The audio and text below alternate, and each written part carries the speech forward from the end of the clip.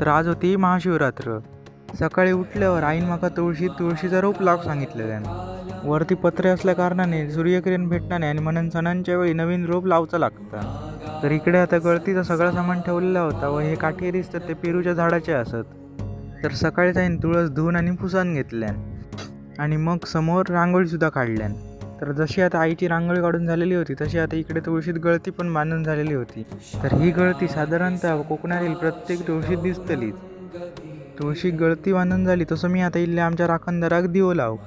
तर आम्ही फक्त इकडे सोमवारचं दिवो लावतो. तर आज महाशिवरात्र असल्या कारणाने आज मी इकडे दिवो लाव गेलेलो आहे. तर तुमका राखणदाराबद्दल काही सांगूची जास्त गरज नाही, कारण तुमका कोकणातल्या राखणदाराबद्दल माहितीच असतला. तर इकडे दिवो लावून मी निघालेलं आहे घराकडे जाऊ. तर आज घराकडे होती चपाती आणि उसळ. तर मी दुपारी जेवले आणि झोपले आणि संध्याकाळी निघालेले श्रीदेव पाटेकराच्या दर्शनाक.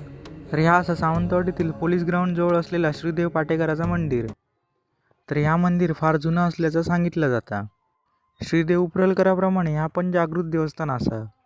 तर मंदिराच्या आतमध्ये जाऊन आम्ही दर्शन वगैरे घेतला. तर इकडे आज सत्यनारायणची पूजा पण होती. तर दर्शन घेऊन थोडं वेळ बसलो आणि मग आम्ही निघालेलो घराकडे जाऊ. तर आजचं व्हिडिओ कसं वाटलं कमेंटमध्ये नक्की सांगा आणि जाता जाता लाईक सबस्क्राईब नक्की करा.